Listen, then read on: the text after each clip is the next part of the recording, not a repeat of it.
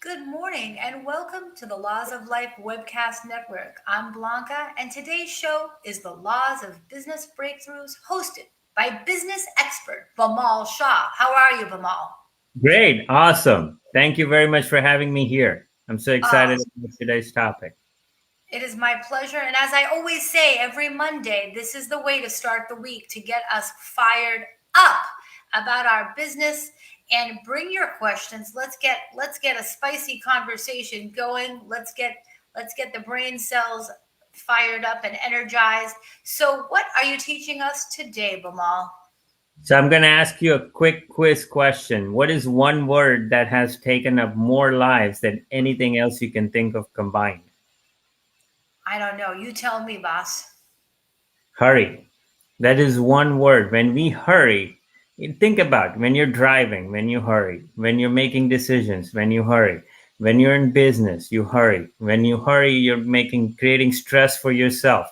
When you try to do things for your customer, you hurry.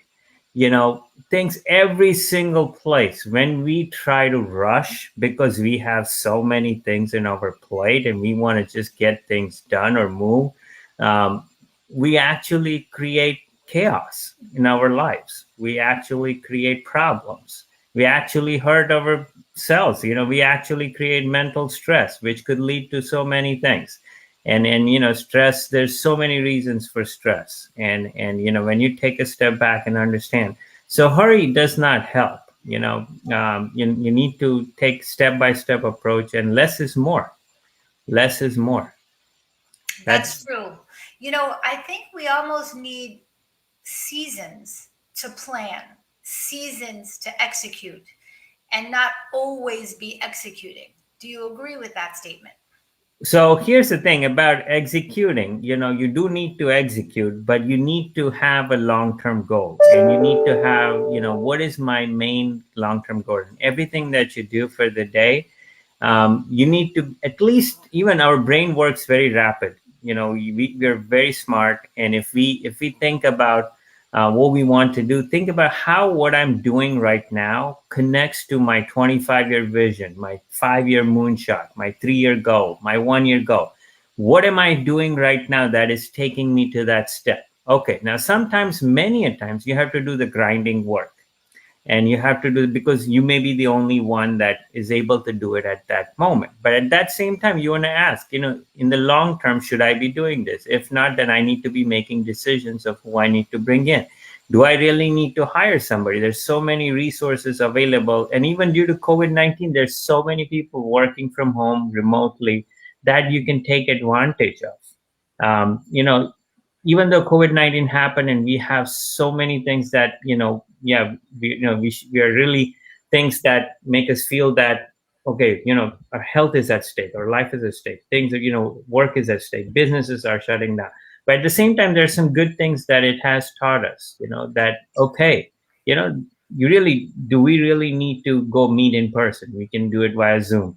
Do we really need to do this, in office? We can do it from home. So there's so many companies who realize that employees can still be productive working from home and get 2 to 3 times or 5 times as much just doing things remotely. So that's hurry is one word that we should step back and think about, that what are we hurrying for? What is the purpose behind it?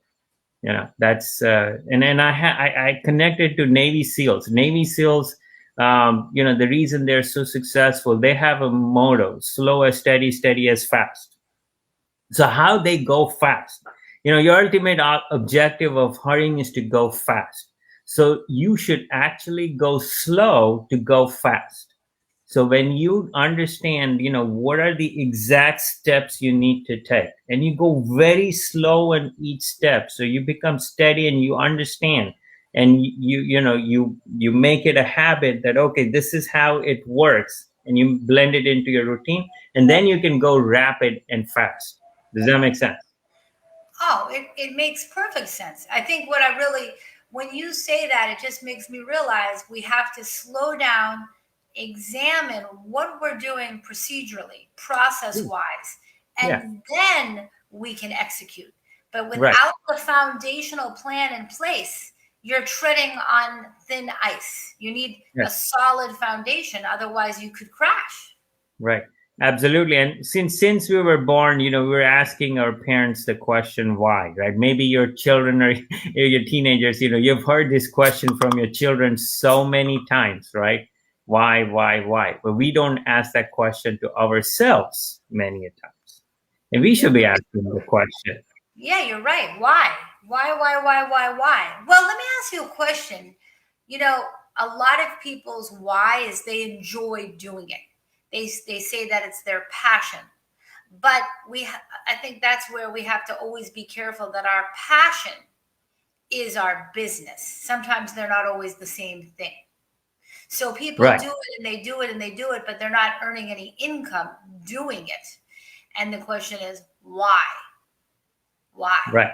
So and they should be absolutely, and they should be asking that question. So if you're having fun because it's your passion, you love to do what you're doing, but you're not making money, it's not good, right? Because that fun and that passion is not converting into dollars and cents, right? But if you're making money and not having fun, that's not also good either, because eventually that money will get worn out. You will not enjoy what you're doing. So you should always think about, I want to do something that I'm passionate at, and I want to do something that makes me money. So here's what I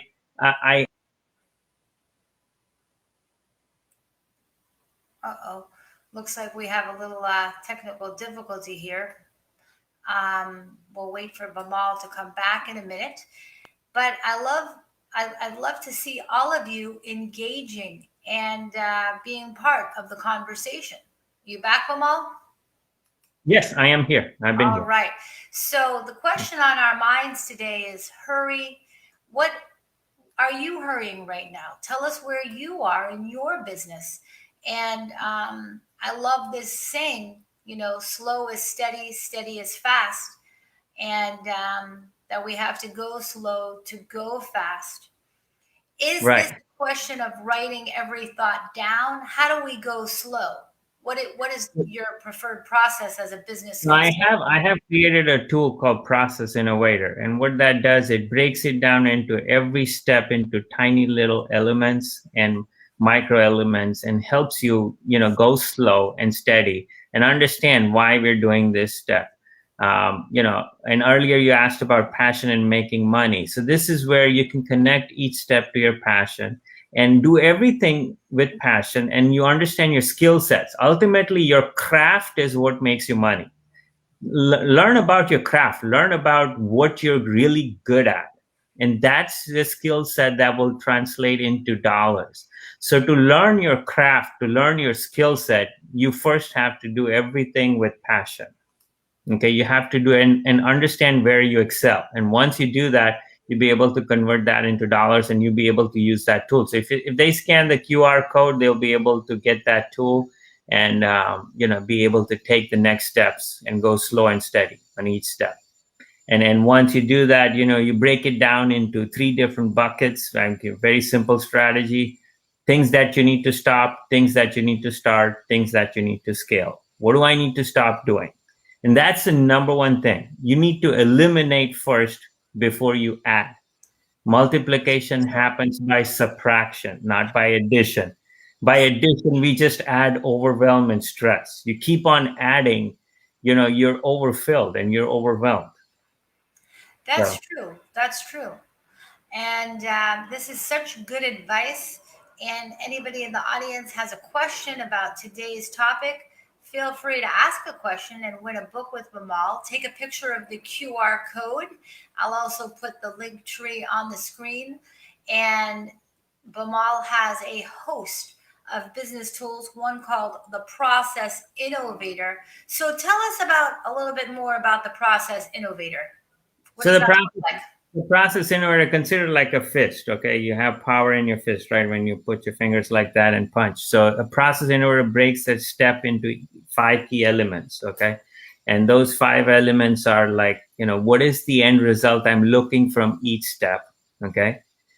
Why am I doing, the second is, if you had a magic wand and you can do it in the most effective way, how would you do it, okay? How would be a dream come true way of doing and achieving that result? The third is, how am I doing right now? And many times the how is not how you do it, but it's who can do it for you as well. Because another word you can make from how is who, right? So do you need to necessarily do it? And that's the next question, is who should be doing this? And the last is, what's the ideal time frame? So in how much time this step should be done? And that helps you eliminate steps in the process. Why we should. I can tell you a story about customers, and this company, it cost them so much money because the same word, hurry. So the company, it was a technical, software company. They used to create, all the platforms and websites for clients, and they were to do it in a rush. Now, because they were doing it in a rush, 80%, more than 80% of their customers would call back to fix things because they weren't done right in the first place. It cost the company on an average every single day more than 200 hours between 53 employees. Oof. I mean, imagine the cost. And they're not getting paid for this because the customer already paid for this. The customer is just asking to fix what was not done proper in the first place that they paid money for. Now the same people have to spend extra time, and the company has to shell out extra money for their labor for fixing things that weren't done right in the first place. That's Right? expensive. I mean, That's basically, they're spending their own money to fix their own process. And what kind of business was this? software consulting technology. Software consult. Oh, that. Well, see, any type of service related business. I think a lot of people don't realize that time is the widget we sell when you provide service. Lawyers sell their time. Software developers sell their time. Coaches and consultants sell their time. So if they're constantly having to correct the time, then they're basically reducing, they're having to give away free time. They're losing thousands of widgets. It's crazy.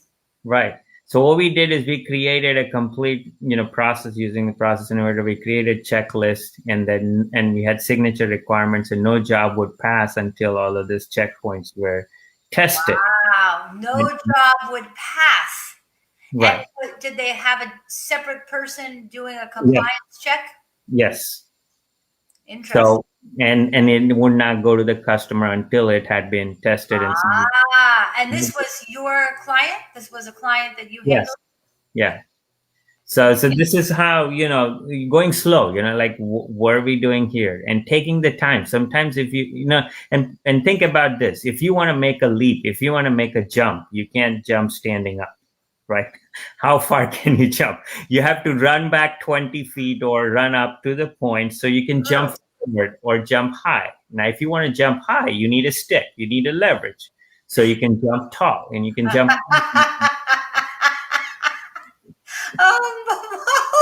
You have so many great analogies. It blows my mind. But it is true. Yeah, you can jump spontaneously, but you're not going to get a lot of air. If you want the real air, you need to use all the tools, the head start, the planning, the process. So what is the maximum jump you think is physically possible and figuratively? It's entirely in your mind. Okay. It's entirely whatever you decide. But again, you should be careful about what you wish for, because let's say, and think about it, like, so I want to make $1 billion, right? I want to make the biggest jump. Well, what does $1 billion mean? Don't have financial goals as to, I want to think about what problem that you want to solve that creates a massive impact, right? So for example, I want to cure chronic illness. I want to make technology easy. I want to make pioneers out of entrepreneurs. So which has a massive purpose, which is money is not the ultimate objective. And when you do that, you make a big traction. You make a big progress, because money is not the factor, right? Because money is just a means of providing some resources, right? You have certain, so the question is, do you really need that money, that kind of money, to get what you want? What is a dream come true experience that you want? I want to travel. I want to take so many vacations. I want to go on vacation every weekend. Okay, fine. How much money would that take? Where do you want to go on vacation? I want to drive an RV. Whatever that takes. Okay, when you add up all those numbers, that number is a different number than what you originally thought for. And then you plan accordingly and say, okay, how do I get there? So I love it. So you do believe that the personal wants factor into the business goal? Absolutely. Business is a piece of your personal needs. So, if you draw a circle, business is an integrated factor. So when we talk about work-life balance, it's actually work-life integration. Wow, that's remarkable. I Yeah. never thought about it from that point of view. And maybe we're thinking too small on our personal wants. We have to think bigger on our personal wants in order to be more motivated for our business wants. Absolutely. And that's a driving factor. That is the driving factor. Because what's the point? Let's say if you had all your business life, but your personal life is messed up. How is that going to make you feel, good about yourself? How is that going to make you feel purposeful about your work? You're going to feel purposeful about your work in two ways. One is you're creating a proper balance, or two is there's a proper integration of people around you. Oh, we have a question from Lizeth. What advice would you give? This is Lizeth, the host of the Laws of Epic Beauty. What advice would you give to someone who's going through that same back and forth and the company wants to keep charging extra even though things aren't done right? So here's what I would say. Take a step back. The number one, why is that back and forth created? So either it is the communication expectations from customers that is laid out in the beginning and they're not clear as to what to expect. So you have to look at, and the Process Innovator is a perfect tool for you to look at it and see why is this back and forth happening in the first place. So if you can eliminate the back and forth, you eliminate the extra charge that you want to charge the customer. The customer doesn't have to pay more, and everyone is happy, and you make more profit. So you can, first of all, say, okay, let's look at the Process Innovator. Let's see how we can do this in less time and provide a better result to the customer. So if you do it in less time, you increase your profitability. You do it in, you also have to charge only the same, and you make more profit, and the customer is happy too. So that's a perfect. In fact, I'm doing a workshop next week. If you said you want to join, it's right on building the proper process and using the Process Innovator to walk through and eliminate the back and forth. That's next week? Yeah, next week. And how do people register? So if they go to, if they scan the QR code and go to my events page, there's an events page there, and you will see all kinds of events and dates that are there. I have more than like 15, 16 events on Eventbrite. That's incredible. Bimal, when do you sleep?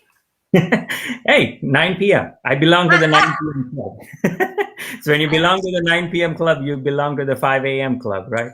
That's absolutely true. Sleep is such an important element of being a successful entrepreneur too. Well, this is so Lizette, thank you so much for your question. I hope that answers your question. If Lizette wants to give her email or something, I'll send her a free copy of my book, because anybody who asks a question. Lizette has a follow-up. She said, well, what's happened is she hired a contractor. They didn't do the work properly. What's your advice to her? So hire slow. Again, go slow as steady as fast, right? So hire slow. Whenever you hire a contractor, go slow on the hire. Don't rush to start the job. Whether you're doing independent contracting work or whether you're hiring an employee, hire slow, fire fast. So it goes for everybody, including independent contractors that you hire. Hire slow. Do not go fast. So the challenge here you happen, I don't know how you went about hiring that contractor when you're going back and forth. Did you go through the process where everything was dotted, and everything was understood? And you had an exit, even if you're working with an independent contractor, have an exit strategy. Said, if the work is not performed by this date, these milestones are not, I'm exiting, so you have to get an exit strategy out of the contract so you can work with someone else. That's very true. You do have to have an exit strategy and a strategy where you know exactly what's promised. But if they, obviously have some communication with them, write them correspondence and have them corrected. With payments, if they're independent contractors, I've seen so many times, especially in Florida, when you're working with construction and other places, you give out a large deposit up front, or you give out a lot of money up front, and the contractors run away with the money, and they don't do the job, or they do half the job, and then the remainder of the job is not done. So absolutely, that's what you need to do. Don't pay in full. If you're working with independent contractors, break it up in payments so your loss is minimized. So let's say you pay 20%. Hey, if you hit this milestone, I will pay you, and if you hit this milestone by this date, I'll make the next payment. But if you're not, then I'm not. So your loss is minimized as well, because there's a lot of people especially in Florida, you pay the contractors 50% or you the full payment. Boom. Yeah. Next thing, you probably don't even hear from them. Yeah, no, that's true. I myself have been a victim of contractors, and even it's a very upsetting thing. You have to structure the agreement in such a way. There are a lot of people who would use false license numbers. Okay. They would use, incorrect license numbers, someone else's license numbers, thinking that they're licensed and insured, and they may not be licensed. Now, the good news is I personally been through this, so I know, and I can share this with the audience. There's a Department of Enforcement in Florida. So if for some reason any contractor, anybody, didn't live up to them or took your money and disappeared, you can file that, because they have to post a bond, and that bond is posted by everyone else. You can actually get your money back, depending on the amount of the money. Is this for contractors or any type of building contractors? Yes, building contractors. But people who have to post a bond, people who have to post insurance and all that, then the money is funded from that bond to protect consumers from that type of thing. Well, that is so valuable, so incredibly important. And Bimal, once again, you're sharing expertise, and these conversations are incredibly important for us to keep having, for us to keep motivating each other every single week, and for us to protect one another. So Bimal, thank you for teaching us so much. Everyone can take a picture of the QR code.